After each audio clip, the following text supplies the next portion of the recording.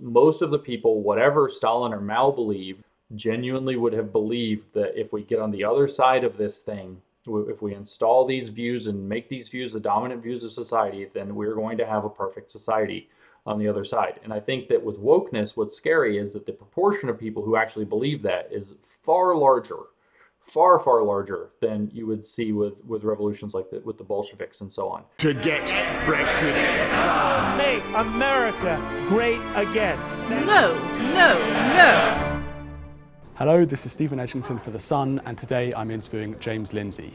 James Lindsay is a US academic, and we're going to be talking about his book, Cynical Theories, which is about the woke movement. James Lindsay, thank you so much for joining us. Thank you for having me. What is a critical theory? So a critical theory is a particular way of analyzing ideas. It arose in the 1930s.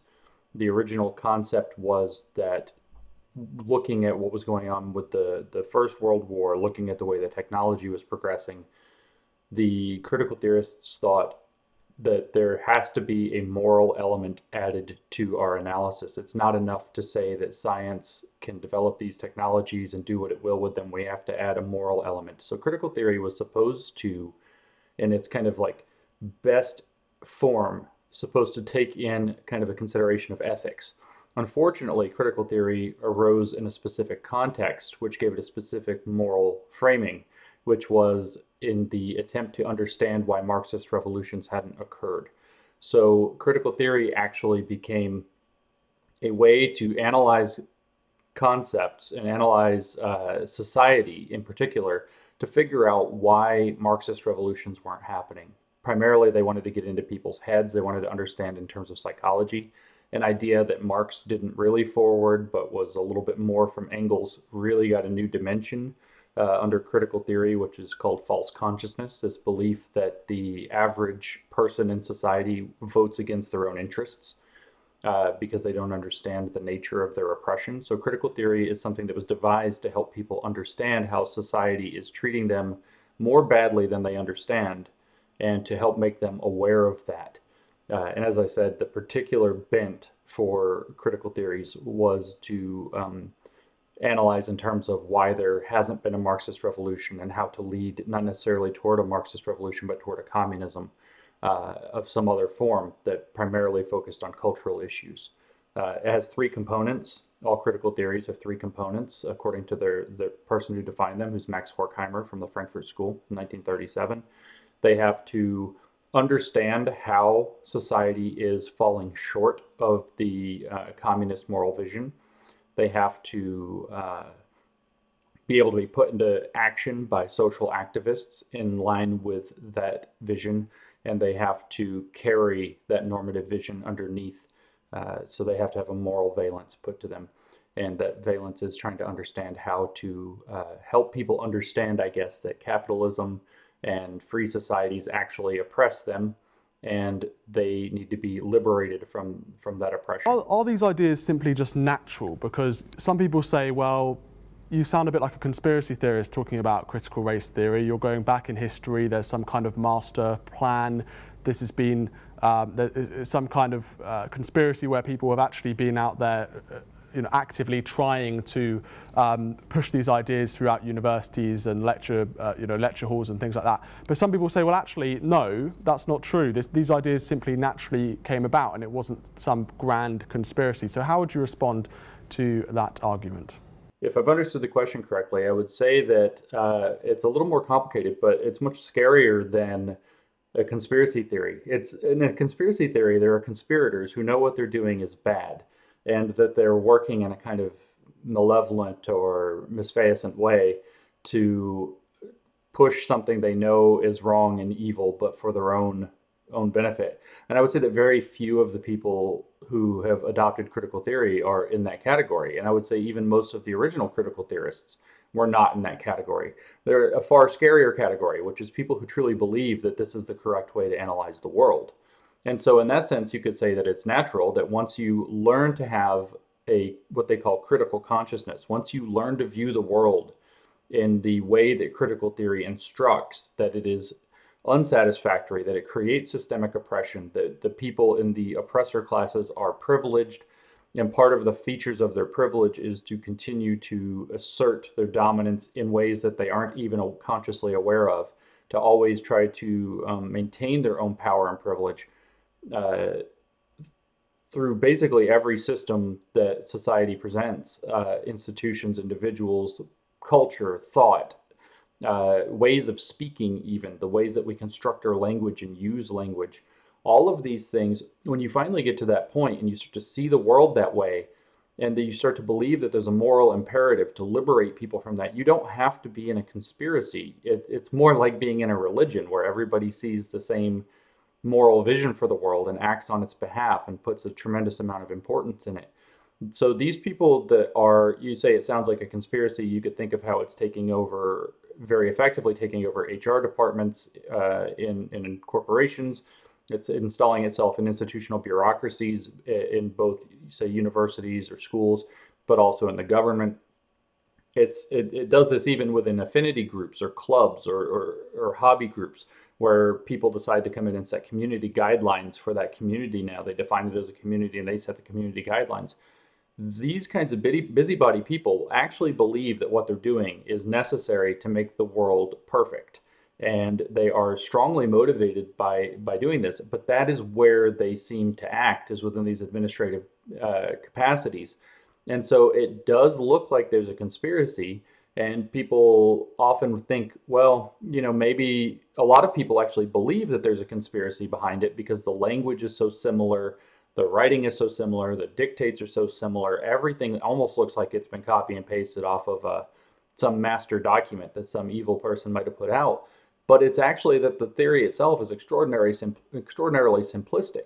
It says very simple things. It says them over and over again. It says them in the same way, and it uses the same kinds of patterns of speech that serve to be symbols or signals to people that are hearing them or using them that you're in the club. So it has all of the markers of something where people can, it looks like it's very easy to mistake it for a conspiracy when it's actually something that's much more organic and much more scary, because it's composed primarily of true believers who have learned to see the world in a particular way and speak in the world in a particular way that happens to be consistent. A good example of a similar phenomenon that is, of course, controversial even to mention still, is when you see white people get radicalized into very traditional forms, or very radical forms, in fact, or political forms of Islam.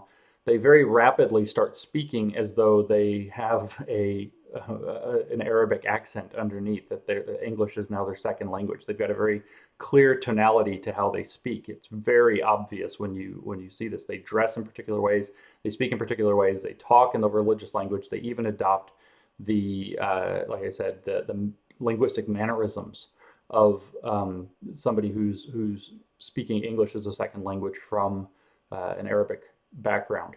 And this same phenomenon is happening with critical theory. Those folks would have adopted an Islamic or Islamist worldview, and in this case, people have adopted a critical worldview, which is called a critical consciousness. And so they see and think about the world in a particular way, and they genuinely believe that what they're doing is a necessary function to overcome the oppressions of society. Can we stick with critical race theory for now? Do they have any point? I mean, for example, they would say we live in a systemically racist society where institutions of power are corrupted with racism and historic racism from slavery and things like that. And they would point to things like George Floyd's death and statistics about black people being incarcerated in America, and a whole host of examples of where they say, for example, let's hone in on police corruption, which is the one that they always talk about. Do they have any grain of truth whatsoever in what they're saying? Yeah, of course they do, and that's what makes it so much more dangerous. A falsehood that's packaged up in a wrapping of truth. We can talk about a grain of truth, but I think a wrapping of truth is better for understanding what's going on. A falsehood that's packaged up in a wrapping of truth goes a lot further and is a lot more successful than just an outright falsehood. So the goal, if you want to do propaganda, is of course to make the lie as big as possible, but to give it just enough truthiness, just enough of a veneer of truth to where people will argue on its behalf. My understanding of critical race theory in particular, but it's true of all of the critical theories, is that they are pointing at things that are generally true. They are making hasty generalizations about those, and they're using very bad definitions to describe those. They then, because they're using bad definitions and working off of generalizations that don't apply, tend to make bad prescriptions. So, for example, when I read one of these anti-racist tracts that talks about white people and their complicity in systemic racism, I often think that they are doing a very good job of describing themselves and their group of friends, the people that they interact with, their colleagues, but then they generalize that to all white people, which I think is a overgeneralization. And then they think in terms of these very simplistic power dynamics, that are rooted in a very simple, what's called conflict theory way of thinking about the world, that there is an oppressor class and it stands over the oppressed class or classes and oppresses them in a very kind of cartoonish way. And then furthermore, that the oppressor class and classes are defined in equally cartoonish or even more cartoonish ways, such as white people versus people of color, these are so low resolution categories that they're bound to get a lot of things wrong when they try to approach the issue that way. But yes, they are pointing at genuine issues. And I would say actually that most of the issues that they very successfully point at are of two types. One is the general failures of multiculturalism, which they refuse to admit. Pluralism is a more successful means where people can share cultures, people can let their cultures blend, people can learn from one another. Multiculturalism tries to put walls around cultures and then force them to live together, and human beings turn out not to do that very well. We were not evolved to behave in that way. The other thing is very, very frequently issues of economic class that they've mapped in a, again, cartoonish way onto categories of identity, such as race. Poverty may correlate strongly with race. For example, in the United States, they make this argument very well about the wealth disparity and the results of that being different starting places in life, and the causes of that being systemic and institutional racism that was real 50 plus years ago, and the legacy of that. And yet, it's still an issue of economic class. And they conflate the issue of economic class with the issue of race very successfully at the cost of doing a very bad job of being able to solve those problems, because you're now trying to solve the wrong problem instead of solving the right problem. And you're doing it on an axis that has proved for the last 500 years to be one of the most divisive and poisonous axes possible, which is to dig into matters of identity like race. Well, this is the interesting question. They obviously view everything through the lenses of your identity, your race, your sexuality, your gender, and a whole host of other aspects, intrinsic aspects of people. What impact does that have on the way that we talk to each other, on our discourse? Because for people like me, it sort of puts up barriers and it makes me quite defensive instinctively. What impact does this have on our discourse overall? No, that's exactly right. You've said it very well. It makes people walk on eggshells anytime there's A, a cross-racial interaction, or B, even an interaction with somebody of your same race where you're not sure if they've imbibed this political philosophy. Like, you could sit down, as if you were a white person, you could sit down with a group of other white people, and you're still going to walk on eggshells, not knowing if one of them is about to blow you up on social media for saying the wrong thing. Even though you're technically in a singularly or a monoracial environment. But more importantly, we often make this mistake about critical race theory and these other theories of identity. And we make the mistake of believing that they primarily focus on a lens of identity. That's actually a superficial truth that hides a deeper lie. And as I just pointed out, we could be in a completely monoracial group where we're now afraid that somebody's politics are going to get us in trouble. We could be in a mixed race group where we have no discomfort because we know everybody's politics. You could have a person like Kanye West, who's a black man who decided to put on a Make America Great Again Trump hat, says he thinks for himself, whatever, and then Ta-Nehisi Coates comes out days later and says he's no longer technically black. You have this reinforced by people like Nicole Hannah-Jones of the 1619 Project at the New York Times Magazine saying this is because there's a difference between being politically black and racially black. So in reality, the lens is, do you adopt the so-called woke politics? Do you adopt critical race theory's way of viewing the world, that race critical consciousness, or do you not? That's the actual lens, is do you agree with our very radical, very reductionist, very racist politics, or do you reject those? And they use, just like with economic class, they use race as a proxy to, or identity as a proxy to hide the fact that what they're actually pushing is a very strict, very conformist, very totalitarian view of politics that they can hide behind a veneer of it being about immutable characteristics like identity, and thus protect themselves from the proper scrutiny and criticism that they would otherwise receive. In this interview, obviously, and in your book, you use very academic language, and to some people it might sound a bit sort of not relevant to their lives. How prevalent are these ideas of critical race theory? How prevalent are these ideas of systemic racism and all the topics that you talk about? Are they widespread, or is it sort of a loud minority on social media making a far larger noise than they are in reality? It's both. So if you talk about sort of the properly distilled clean version of the critical theories, it's a very small minority. If you even talk about the rather extremely radical activists, that's also a small but not very small minority. It probably constitutes 8 to 15% of the population, which is more than enough to set the entire tone of the conversation if they're very loud. That's a known fact about population dynamics, that when you get above 5 to 8% of the population being agitators for something, that's enough to flip over a majority in many cases, a super majority, as a matter of fact. So you do have if you look at the kind of distilled, pure, they really know what they're digging into version of critical race theory, they really know the theory, they can articulate the theory well, they're hired oftentimes hired at a lot of money for a very large amount of money to teach critical race theory. Those people are relatively few in number, but they exert outsized influence, A, on social media, and B, again, in administrative bureaucracies, which is their natural home that they gravitate to, because they can set policies even outside of the need for legislation. They can set policies without changing almost anything significant in that environment. So they're probably not even a minority in many administrative bureaucracies, but still, because most people aren't very enthused about administrative bureaucratic work, they don't need very many people there to make a huge amount of impact. The goal is to change the policy so that everybody has to play along whether they like it or not.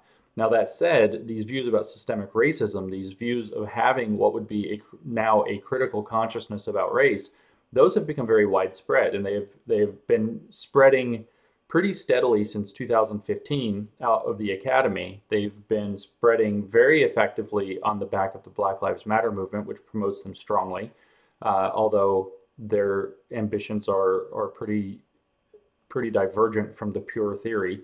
But they've managed to mainstream the ideas, especially as Donald Trump became president in the United States. They mainstreamed even further, because they were able to very successfully push the narrative that the only way, well, first, that Trump must be a racist, and that the only way that he could possibly have been elected as president is if the country is secretly racist.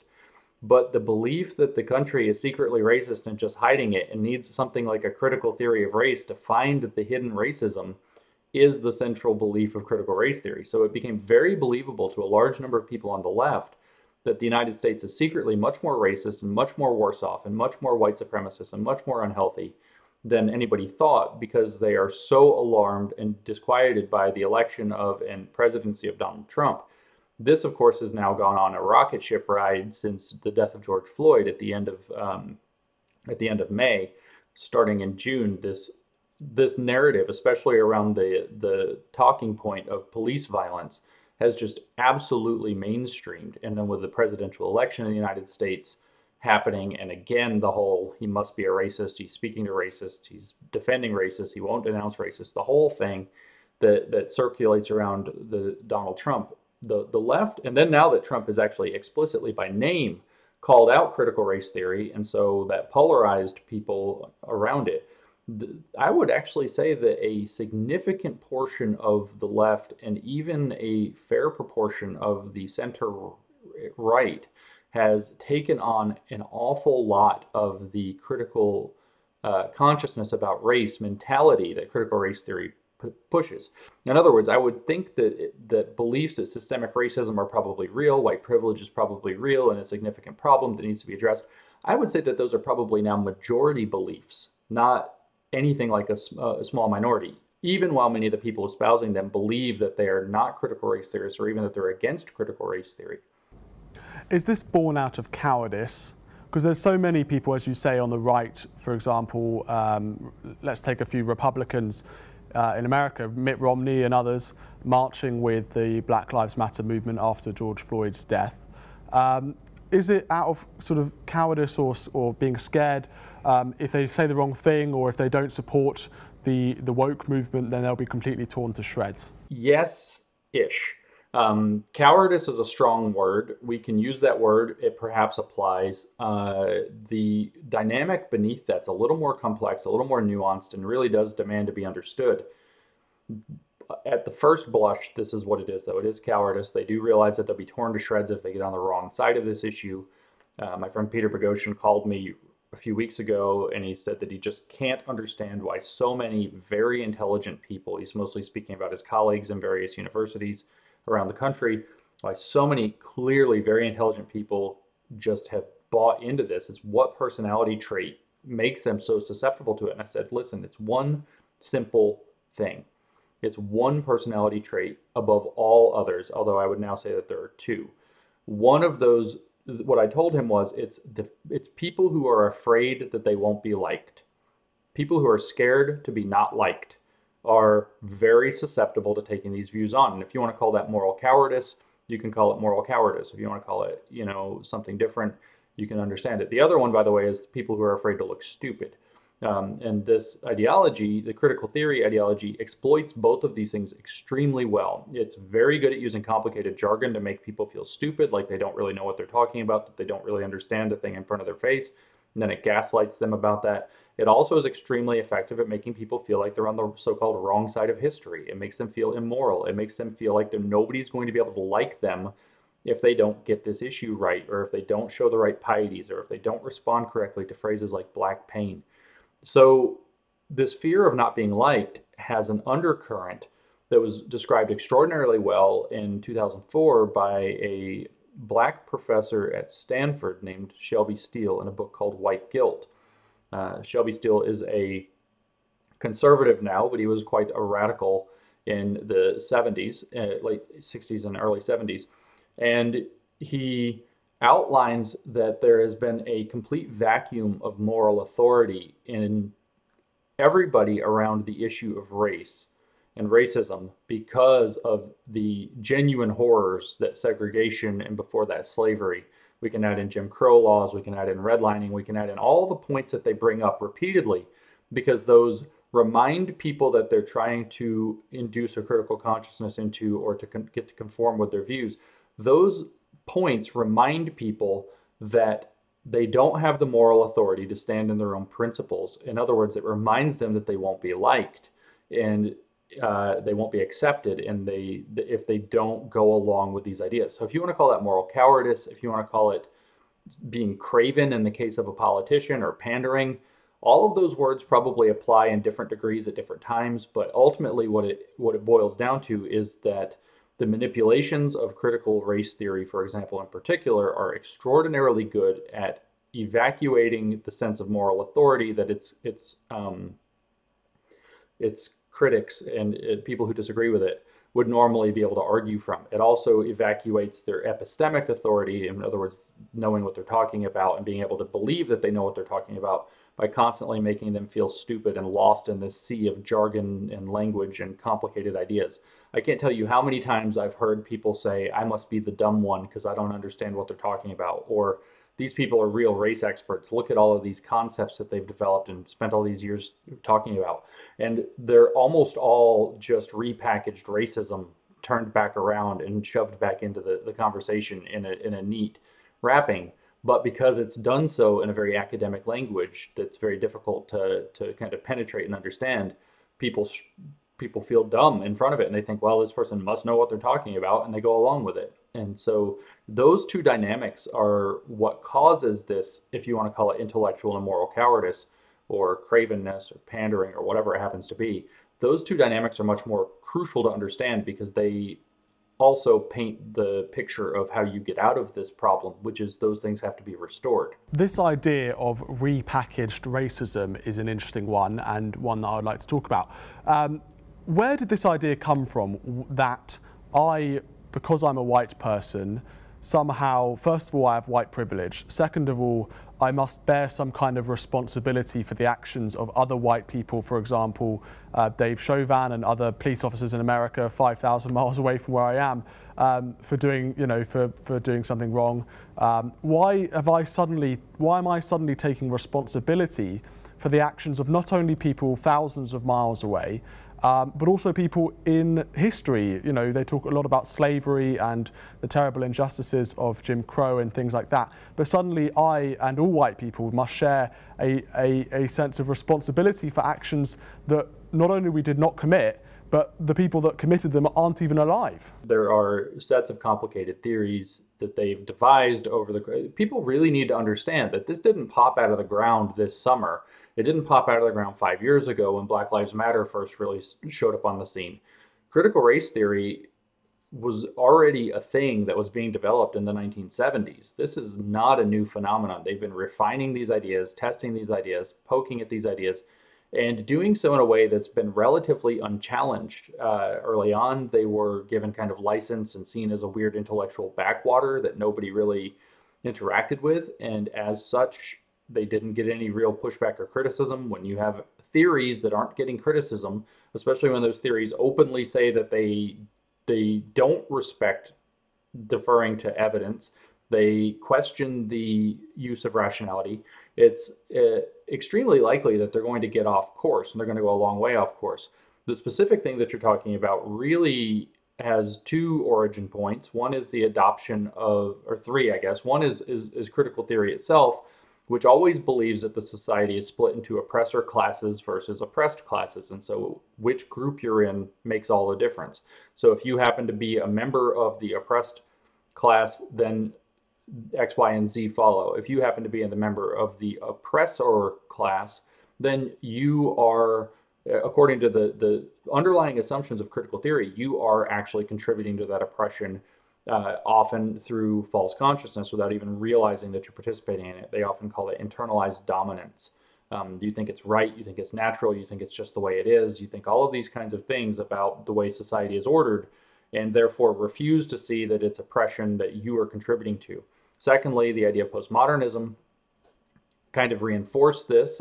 It separates the world into the ways that language and knowledge influence power, and then says that each different culture has its own use of language, its own use of knowledge, its own applications and claims to those things.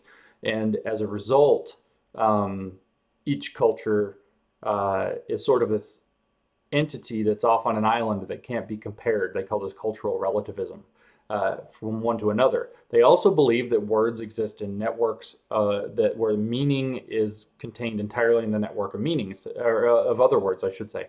So one can't understand an idea like master bedroom without understanding also that the word master is connected to slavery, and therefore it's going to evoke thoughts of slavery to people who are in a different group, who are more sensitive to that meaning. And of course, when you apply critical theories assumptions to that, they say, well, you have to make that problem more visible for the people in the dominant group so that they'll want to get rid of it. The third is that these ideas that I've just discussed really got refined in 2010 in a book called Being White, Being Good, or maybe it's called Being Good, Being White. I always get it mixed up. It's one or the other, by Barbara Applebaum, who wrote a book about white moral complicity she calls it, in fact, white complicity in all of the various features and manifestations of systemic racism.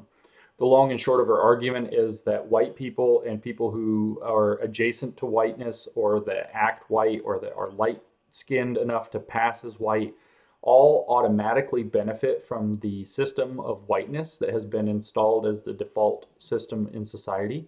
The view is that that system, because of the oppressor versus oppressed thinking, that system is the oppressive dynamic, creator of the oppressive dynamic in society. It's the oppressor dynamic, and it oppresses everybody else. But because everybody who's in the white category or white adjacent or white passing or acting white category benefit from the way that society has been set up under what she terms whiteness, which mostly means Western civilization, she is able to say that they have moral responsibility because you're receiving benefit from the way that things are. You have moral responsibility to change the way things are. And she writes a book-length treatise that, you know, she actually starts the book by explaining how all Germans are morally responsible for the Nazis. And then it says that even that level of expanding moral complicity is not sufficient to capture the nature of complicity and white privilege, because everybody who's white or white adjacent or white passing or acting white is able to tap into the benefits of white privilege, and which they would, of course, want to maintain for themselves. So this is the way that it sounds insane, but this is genuinely the way the theory, the critical race theory, thinks about the world. And so guilt by association becomes an association merely either by your race or by your willingness to accept certain norms or like science, using science to solve problems would be a norm to get answers about the world. Those things are then taken to be racially relevant and to your benefit, and you therefore need to internally for yourself and as a group critique that and try to get rid of it. So they've got a very elaborate, well-developed, over the course of decades, theory of moral complicity that allows them to racially scapegoat basically white people as a whole, and then everybody who disagrees with them as somehow being connected to whiteness. And so that's genuinely the heart, that's the beating heart of critical race theory, is to induce moral guilt based on group belongingness by default and by willingness to accept the so-called political order. Everything for them is, everything is a political order. The political order of whiteness by participating in it. So you could be a very dark-skinned black person who acts white, as they describe the phrase, and you are also participating in whiteness. You're also benefiting from whiteness. You're also upholding white supremacy by default, and therefore you're also morally complicit in that. You've talked a lot in this interview about how this critical race theory, critical theories go back decades. Can you talk about how it is evolving now? Because for me, it seems to me that all the goalposts for taking offence keep moving, and this movement is evolving. As you say, when Donald Trump was elected, that was obviously a big event for them to become louder and to become more radicalised. And then in 2020, when George Floyd died and there were Black Lives Matter protests and riots across America and in Europe, that was another big event for them, in which, you know, a whole host of it basically meant that the goalposts for offensiveness and what you could say and what was acceptable in discourse had completely moved and shifted once this event had happened. So where is this all leading? What is the end game here? So it's a very disorganized theory. I should point out that very much like its conceptual predecessor, Marxism. Marxism had this kind of belief that if you just agitated the proletariat enough and awakened a class consciousness in them and got them willing to act upon that class consciousness, that they would be able to flip over the moral order of society and seize the means of production. And then there's kind of this like blank ... question mark moment, and then on the other side everything works out just fine. And it's in that gap where it doesn't work, and you end up with atrocities like we saw under especially Stalin and Mao, filling the question mark. This is no different. They believe that if they can purge the world of all of the manifestations that create systemic racism, then all of a sudden we're going to live in a racially equitable utopia where everything is going to be fine and there will only be no more problems. So it's not very organized or thought out. But that said, it creates a end game that follows the same trajectory we saw in communist regimes, which is that if they can get their people in power to enforce what they believe are the correct ways of thinking about all issues, then we'll get to that place where by something like communist magic, we're going to have a society that just starts working out. So you can see then for them, the end game is a racially equitable society that has no racism, no discrimination, no differences in outcomes across racial demographics. There's been something like reparations to make up for those failures in the past. There's going to be a wide open field where all forms of knowing and knowledge and claims and whatever that have a cultural bearing are all considered on equal footing, whether they're science, whether they're mythology, whether they're storytelling, whether they're witchcraft, depending on the group that's forwarding them. And it's all just going to work out great. And there's not really a lot of focus. If you actually read the stuff that they put, there's almost never specific explanations of how any of this is supposed to work, because they don't know how any of it's supposed to work. They just think that if they can get to that place where they have all the power and can control all of the systems and means of cultural production, then the culture will flip into that state very naturally. It's a profound misunderstanding of human nature, a profound misunderstanding of social organization, a profound misunderstanding of a lot of things. That said, the proximate goal it creates is we're going to disempower people who are against critical race theory, if we're going to focus on just that one, but it could be all of the different identity critical theories. We're going to disempower people who are against it. We're going to empower people who are for it, and we'll make it work. And that's why this is actually equally horrifying as something that you would see having arisen under something like Stalin or Mao. Although the decentralized nature of it may make it less murderous. If systems start to collapse because nobody actually knows how to run them, like say our food supply chains, you can still run into most of the deaths under Stalin, most of the deaths under Mao weren't murders, they were starvation, they were from famine. You can still run into those kinds of extremely terrible problems. And I don't say this to be alarmist. I say this to tell you that the theory is very poorly thought out. They have a utopian vision that they have no specific details about how they're going to make any of it work or how it's supposed to work. It's just a matter of faith that it will work if they are able to get their stuff installed into positions of power and cultural influence. And therefore, the proximate goal for them, and you say, what's the end goal of critical race theory?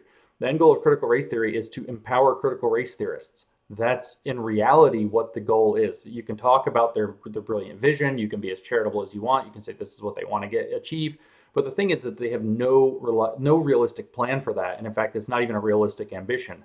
So you have to if we drop back to reality and do a real analysis of what's going on that's grounded in what actually happens in the real world, their goal is to empower themselves. That's it. I do want to go into the psychology of woke in a moment, and obviously you've touched on it there, but just let's focus in on motive. You talk about the outcome of this could be deaths, it could be disastrous. You talk about Mao, Stalin, and this is what we may be heading to. Is their motive, is woke people's motive for there to be deaths? Do you think that they are, is there some kind of cynical, evil underlying motive, or do you think that this will just happen as a byproduct of their ideas and a byproduct of how their movement and how critical race theory works?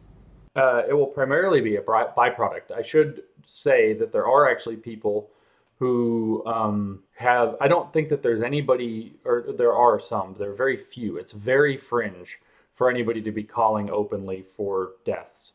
Outside of one very kind of niche and weird environmental movement, which would kind of be summarized under, you see it with your Extinction Rebellion, the we are the virus mentality. There are actually a lot of environmentalists who have a kind of a critical theory approach to environmentalism, who definitely believe that part of the problem is that there are far too many humans, and that really the only way to fix that problem is going to be to get rid of a lot of them. I don't think they call openly for genocide. I think they just call for fewer births and not taking any strides to be able to support larger populations and just letting them die off. But either way, there are people who believe that, just to put that, to make it clear that such people exist. They are, however, very fringe. I don't think they're considered mainstream even by the critical theorists. They mostly, like we talked about much earlier in the interview, most of these people are true believers. They are taking as an article of faith that if they get the underlying input ingredients of society right, everything was going to be perfect. They are, in that sense, utopian, if you want to talk about it in the more general sense, or if you want to talk about it in a religious sense, they're what's called millenarian. They believe that on the other side of installing their views, it's not even necessarily for themselves thinking about power. It's that if their views become dominant, hegemonic, and in control of the course of society, we are now going to enter the equivalent of God's kingdom on earth, and everything's going to work out. This is very similar to people who took up communism, Marxism more explicitly, or Maoism, which is sort of an offshoot, or Stalinism, which is also an offshoot. Most of the people, whatever Stalin or Mao believed, whatever their megalomaniacal viewpoints happen to be, whatever their murderous intent to their rivals happen to be, the majority of the people who supported those changes, unless they were merely self-interested in wanting to play the game in the new party that was arising, genuinely would have believed that if we get on the other side of this thing, if we install these views and make these views the dominant views of society, then we're going to have a perfect society on the other side. And I think that with wokeness, what's scary is that the proportion of people who actually believe that is far larger, far, far larger than you would see with revolutions like with the Bolsheviks and so on. So I think that the deaths would be entirely a byproduct. It's what happens when you decide to install incompetent people whose focuses are on the wrong things into positions of power and influence, and let them try to run things that they don't know how to run, that they don't understand, that they don't want to understand, that they're willfully opposed to understanding if they return results that challenge the ideology. We saw this with Lysenkoism in the early Soviet years, where Trofim Lysenko had a particular Soviet view of biology that turned out to be completely wrong. They applied it to the crops. It wasn't Trofim Lysenko's objective to starve millions of Soviets. It was his objective to push a communist ideology of biology into practice, which turned out to kill them. It's identical to this with different wrapping paper on the outside. It's people who don't know what they're doing, who believe that if they get the power over society, that actually they don't even need the power. If their ideas become dominant in society, which they only see as possible by getting the power in society, then and only then will we have the utopia. And everybody who's against that is against the perfect utopian world. Therefore, they want to maintain racism. They want a white supremacist society. That's why they say these things. It's the exact same. If you go back and read the stuff Mao and his acolytes wrote about people with rightist intent, right-wing intent, it's the exact same arguments, the exact same structure. You could take Mao's arguments and take out rightist and replace it with white supremacist, and you would have tracts that, outside of the historical context of the time and the cultural context of being Chinese specific, it would read identically to what we're reading about from the critical race side of wokeness. Well, this is it. And I wanted to flip that question and ask, well, if the critical race theorists today, obviously they don't want a murderous outcome, of course, they believe passionately in their ideas. And I want to flip that question and say, well, if that's the case, and you've partly answered this, did the murderous regimes in China, in Russia, in Nazi Germany, and all over the world, did they, from the outset, were they just thugs, violent, murderous thugs who wanted to go out and kill tens of millions of people, or were they, similar to the woke critical theorists today, who had this utopian idea of society and wanted to implement their fantastic, in their view, ideology? I think in those cases it was some of both. I think that the more important idea is that there were people who had a vision and had come to believe that the means justify the ends, no matter what the means are. Not to say that people like Stalin and Mao and Hitler were good people, because they were clearly willing to kill. Mao was explicitly willing to kill people who disagreed with him. at some point. And in fact, you could understand the Cultural Revolution, if you know the history of China, you can understand that he had attempted to do the Great Leap Forward, which was this really idiotic communist attempt to turn the entire country into a massive steel mill that just utterly failed and starved millions of people. And it was a horrific failure. And then so Mao was actually removed from direct power. He was, as they say, laid to rest in a sidetrack or something like that. It's a Chinese phrase for it. And Lin Bao was, of course, was the name of the person who was then in charge. And Mao openly concocted the Cultural Revolution as a means of getting revenge on him and their organizing committee, so that he could take power back. So at some point he became openly murderous. I don't know if that would be the case with something like wokeness because it's so decentralized. But what's more important is that two things that are very important. One is that when people believe that means justify the ends no matter what the means are, and when you have a utopian vision, it's very easy to fall into that kind of thinking. You have the possibility of that, and that gets amplified by believing that only one type of suffering or oppression matters, and other types, the privileged can't really suffer. That's the seed of a genocide. The second thing that really leads to this is when a ideology that doesn't have a plan and can't succeed starts to get implemented. In other words, when you put incompetent people with this kind of a utopian vision that they're adamantly convinced of or convicted to, when those people are in power and their ideas start to fail, they don't have other options but to start trying to use force. You can't convince people of an absurdity forever. And when the absurdity starts to manifest in open failures, the only options that you have left are to force them one way or another. So these kind of authoritarian and totalitarian regimes turn murderous largely because they were never going to work in the first place. And at some point, you have all this power. You believe everything comes down to power. You believe that your ideology must be unquestioned, must be installed, must be maintained. And the failures are becoming too obvious to hide, and so there's nothing else to do but start to kill the people who point out the failures. Why do you describe woke as cult-like? It's a pretty straightforward thing. They have a very religious doctrine in the sense that it has a metaphysical and mythological structure underneath it about how systems of power work, how they're connected to ideas of language and knowledge. I've outlined that in tremendous detail in an essay that I wrote on New Discourses recently about a First Amendment case for protecting and marginalizing the woke religion. But at the same time, it operates with the exact kinds of patterns that you see in cult dynamics to do it. It's a very aggressive religion in that sense. And some of those dynamics include manipulating somebody's emotions to get them to feel vulnerable, and then to install the cult doctrine, then to slowly start to tell them that association with people who disagree is unacceptable, and then to continue to ramp up the indoctrination and reprogramming by telling them that they have to read the literature, they have to do the work, they have to dig deeper in. Again, circling back to even more separation from dissenters. If you're too associated with people with the wrong ideas, you're associated with a racist, and that's being connected to racism, that's still being racist yourself. You have to be willing to cut those people out of your life, defriend them, block them on social media, don't interact with them. We're seeing families being torn apart by this, even families, not just friends leaving each other's company, but families walking away. Children in particular denouncing their parents, which is a very cultural revolution thing that came out in China.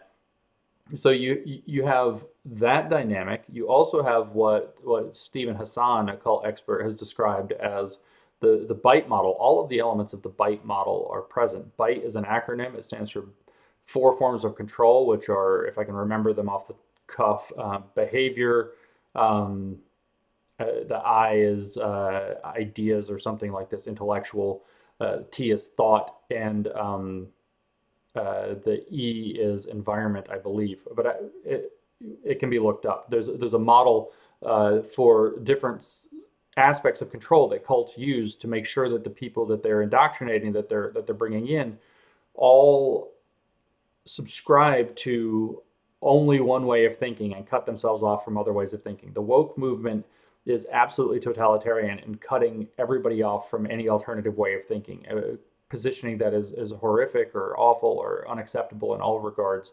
And so it acts very much in a cult-like manner. It induces people into its beliefs. It indoctrinates them. It reprograms them to think in terms of the cult, separates them from their family. It controls who they interact with, when they interact with them, how they interact with them, how they behave, how they dress, this whole cultural appropriation thing, for example, what they are allowed to think about and not think about.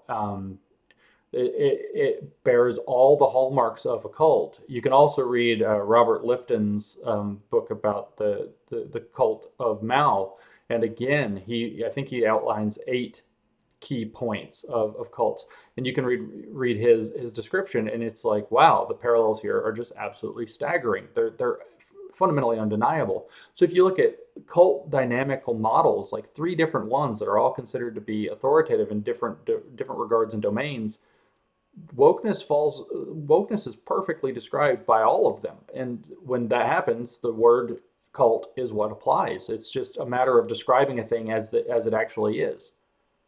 Let's talk about Western civilization. There are many people who are quite depressed about how things are.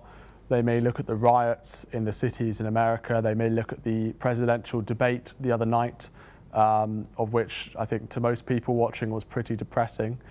Are we in a state of decline? Are we like Rome just before its collapse as a civilization? I think that we face the most credible threat to that yet, to be honest with you. I don't want to say that we are definitely there. We are in a state, though, where our institutions have become tremendously corrupt, but more importantly, the perception that they are corrupted is even more prevalent. So it may be that our democratic institutions, our academic institutions, our faith institutions, or different institutions in society, it may be the case that they're actually better off than we perceive, but we have widespread distrust in those institutions. The media institution is another extremely important one in this regard. Our educational institutions are very important in this regard. So there's widespread distrust. There is actually, at some level, I think that the analysis that points out that there's a bit too much decadence going on, there's not enough of the kind of real life struggle that comes with the hard times in life. We've also we've now taught 2 generations at least of children as critical pedagogy, as critical education theory is called, has been installed in our schools in the US at least since 1980, although I know that was being published vigorously in the UK a little earlier than that. So our schools are already teaching people to lack trust in the institutions of our Western civilizations, of our nations within Western civilizations, of the symbols of the nation. The United States flag is often now called a racist symbol by people who've been educated in the U.S. education system.